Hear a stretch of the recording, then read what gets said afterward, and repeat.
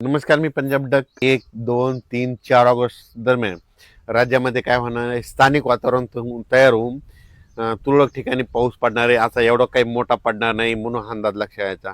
मग सांगायचं झालं तर ते पाऊस कसा पडणार आहे आणि कोणत्या भागात पडणार आहे, तर सोलापूर जिल्हा, धाराशिव जिल्हा, लातूर जिल्हा, बीड जिल्हा, परभणी जिल्हा, नांदेड जिल्हा, जालना जिल्हा, बुलढाणा जिल्हा, अकोला,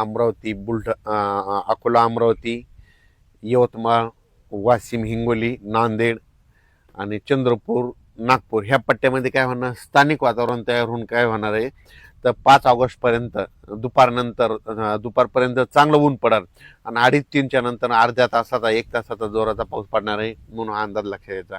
त्याच्यानंतर खास करून सोलापूर जिल्हा, लातूर जिल्हा, धाराशिव जिल्हा, नांदेड जिल्हा, इकडं सांगली, जत आणि कर्नाटक आणि तेलंगणा त्या शेतकऱ्याला सांगू इच्छितो की तुमच्याकडं मात्र 7-8-9 दरम्यान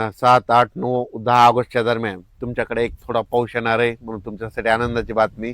पण आता याच्यानंतरचं जे पाऊस येणार आहे ते ते काय होणार आहे, आता इकडं उत्तर महाराष्ट्र, पूर्व विदर्भाकडे आता आता दुसरा टप्पा काय होणार आहे, दक्षिण महाराष्ट्राकडे येणार आहे. म्हणजे सांगायचं झालं तर आता तेलंगणा, कर्नाटक आणि दक्षिण महाराष्ट्राकडे पाऊस आता 15 ऑगस्ट नंतरचा ते पाऊस मात्र तिकडे येणार आहे म्हणून हा अंदाज त्या शेतकऱ्यांनी लक्षात घ्यायचा. सध्या 15 ऑगस्टपर्यंत राज्यामध्ये असाच विखुरलेला स्वरूपाचा कोकण घाटमटी तर तिथं पाऊस रिमझिम सुरूच राहील. पण राज्यात काय होईल, दिवसामध्ये वारं सुटेल आणि थोडा तुरळक अशा सरी चालू राहतील. पण खूप मोठा असा अतिवृष्टी, मुसळधार, अतिमुसळधार आता तसा काही आता सध्या तरी राज्यात पाऊस नाही. फक्त अर्ध्या तासाचा, 10 मिनिटाचा, 20 मिनिटाचा तसंच पाऊस पडणार आहे म्हणून हा अंदाज लक्षात यायचा.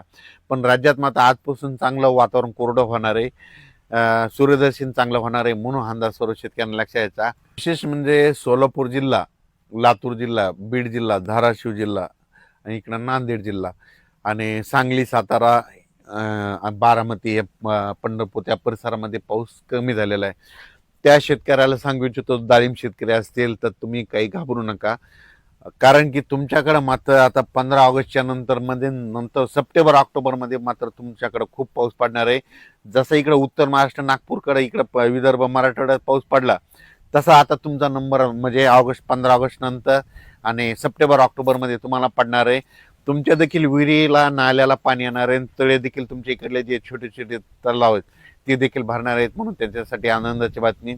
आणि लातूरचं जे मांजरा धरण आहे तर त्याच्यात देखील पाणी येणार आहे म्हणून त्यांच्यासाठी आनंदाची बातमी. पण त्यांना पाणी येण्यासाठी तुम्हाला सांगतो 15 ऑगस्टच्या नंतर तिकडल्या याच्यात थोडं पाणी येईल. पण त्याच्यानंतर सप्टेंबर ऑक्टोबर मात्र मांजरा धरण देखील भरण्याच्या मार्गावर आहे म्हणून हे देखील त्यांनी लक्षात घ्यायचं. महाराष्ट्राचं जे कोयना धरण आहे ते देखील भरलंय, त्याचं देखील पाणी सोडलं. त्याच्यानंतर इकडं गिरणा पट्ट्यातले धरणं धरले, बुलढाण्याकडले भरले आणि जायकवाडी धरण आहे ते मराठवाड्याचे ताण भागवणार 77% झालं. ती जवळपास त्याची पण आवक चालूच आहे. तर ते आज मात्र उद्या त्याला मात्र 80% होणार आहे. आणि म्हणजे ह्या 15 ऑगस्टपर्यंत मात्र 10 ते 15 ऑगस्टपर्यंत 90% ते भरणार आहे म्हणून हे लक्षात यायचं. अचानक वातावरण बदल झालं तर परत एक मेसेज दिला जाईल. धन्यवाद.